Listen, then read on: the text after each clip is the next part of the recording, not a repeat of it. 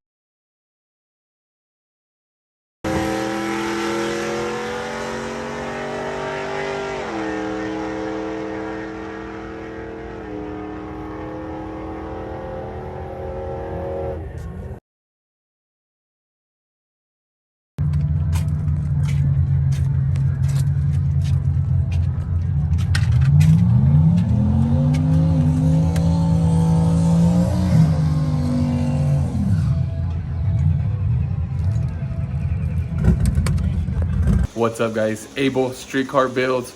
Welcome back to the channel. All right, as you just saw, racetrack did not go as we wanted it to. First pass didn't go, nothing, like just problems. Fix the problems, we go back out. We were stuck on a slippery side of the track. Left lanes, not good. Spun every pass.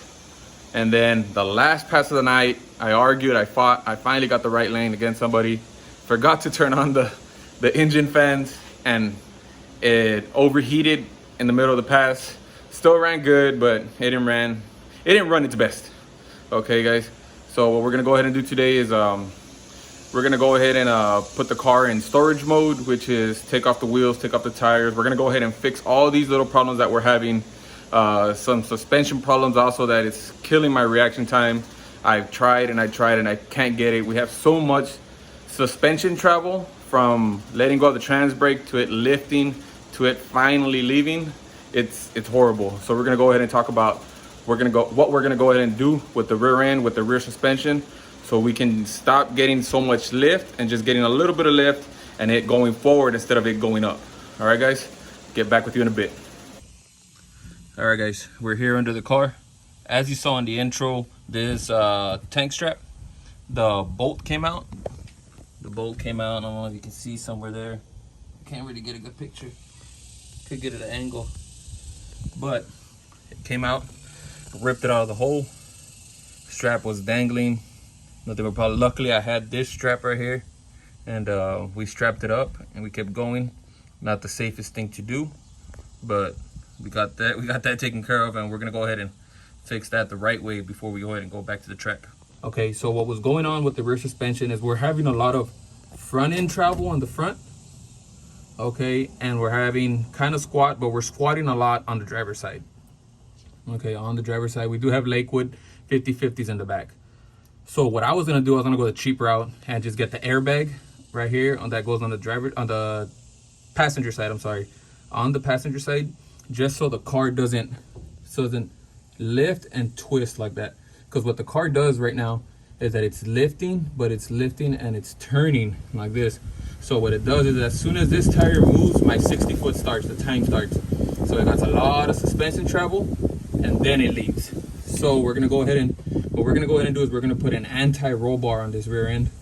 So the car just squats a little bit and it just leaves. Puts all the weight on the rear tires and this goes. That's gonna improve our 60 foot, so we can hopefully get that 10-second pass. All right, guys, so the car is gonna go into storage mode, at least for a couple months, until we can go ahead and get everything figured out on this car, get all the wiring done the right way, and get some rear suspension like we talked about.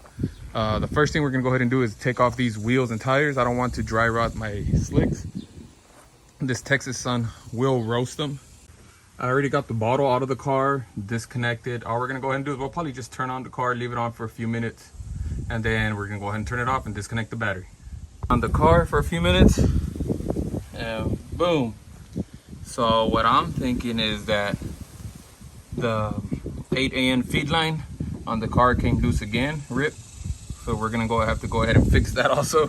The car stayed on for like maybe 10 minutes, and I smelled the gas and it started stuttering, and then boom, turned off. I could smell it, I could hear it, and as you can see, it threw all the gas again. Let me see if we can go ahead and see. Yeah, that has to be the, let's see, you can't really see nothing up there, but yeah, it's the feed. That's the second time this happens. We're gonna have to go ahead and fix that also. All right guys, so we took off the welds. We got some 10 holes in the back. The tires are super dry rotted. I have all 4, but the front ones didn't want to hold air, so I had some old ponies there. But this right here, this is dangerous as hell, man, because these things aren't even holding anything. But this car is not moving from there until we put the welds back on there. This is just so it can stay here, and we don't mess up the slicks and stuff. But let's go ahead and go inside the car so we can go ahead and talk about what we're gonna do with the shifter, switches, stuff like that. So this is the car, piece of junk. You know, it's messed up, it's dirty, it's everything. Like I said, this car only goes to the track, and from the track it just sits right here on the trailer. So the first issue, on that first pass, when the strap to the tank came off, also this thing got loose, the bolts.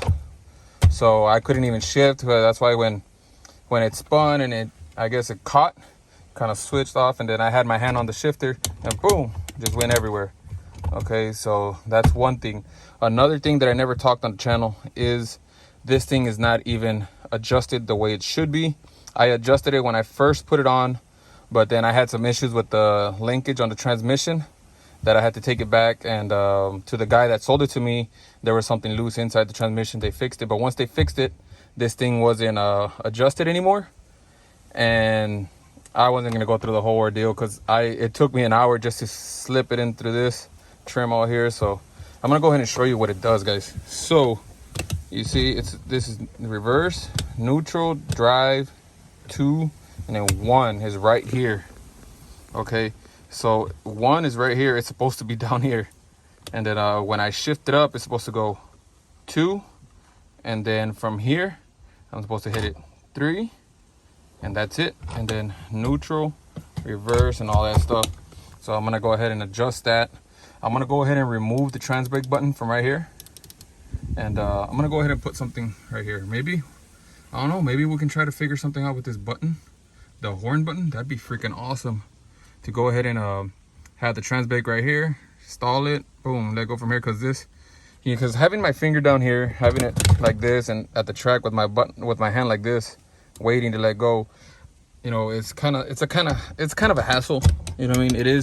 It's a lot better to have it up here so you can concentrate on the light. So, you know, I'm gonna go ahead and try to either this side or this side. This button's actually pretty good. You know, we can probably put 12 volts on there because the trans brake works off 12 volts. It doesn't work off the ground. So we can go ahead and put 12 volts and let it go. But I think I'd feel safer on this side. And then ooh, let go, and then boom, slap it. Okay, so we're gonna go ahead and fix this, adjust this, bolt it down right. We're gonna go ahead and get rid of this console because this is where I have the nitrous, the purge, the fuel pump. All this is going. We're gonna go ahead and maybe cut it from here on out, or maybe even from down here. Okay, because this is the button for my overdrive, but I rarely drive the car now, so we're gonna go ahead and move that. Scott Rod Fabrications makes let me see, like a panel, delete panel here. So we're gonna go ahead and take off all this. This is gonna cover this, and we'll probably have our, you know, so I have the fan right here. We'll probably have the fan, fuel pump, purge, overdrive, everything up here. And we're gonna probably get rid of this part, maybe cut it from right here. And this is big time hassle. Okay, and another thing, guys, you've seen that my roof, it's my sunroof, it's real rusted, it's real beat up. So what I'm gonna go ahead and do is I'm gonna go ahead and take this off, and we're gonna go ahead and see how bad it is. Because if it's really bad, like I said, the next step is gonna be to put that anti-roll bar in it. So if it's really bad, I'm just gonna put in a bolt-on roll bar, anti-roll bar. You know, instead of welding it, you just drill 4 holes and it'll work like that. So we're gonna go ahead and take this off, see how bad it is. I can feel all the rust right here, and then we'll go from there, guys. This is becoming one of those things where you're looking for stuff that you know you're gonna find and you do not want to find it. All right, guys, so look at this. This is all the sunroof. Oh, the sunroof. But the good thing is that it's isolated to the sunroof. I don't know if you can see that, you know, that rivet spot. It's isolated. Okay, so it's bad, guys. Look at that. Oh my god, you can tell, like on this, what these cars have. So when water drips in, it's supposed to go through here.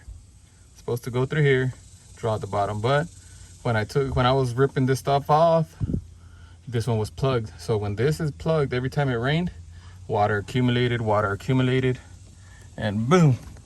Yeah, guys. So this is the worst part of it. So, and another thing, I'm gonna go ahead and show you another thing that I saw on this car. Okay, so I was planning on cutting this part of the car this way. I was gonna cut it off, tube suspension, then do tube front end, but where is that? Right there. I don't know if you can see that, but we got a hole right here and a hole right here. There's one big hole.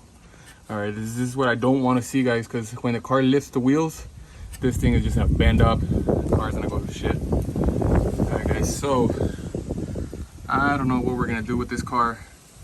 So, all right, guys, that's gonna go ahead and do it for today. Okay, this might be the end of the white Fox. Okay, I did go looking.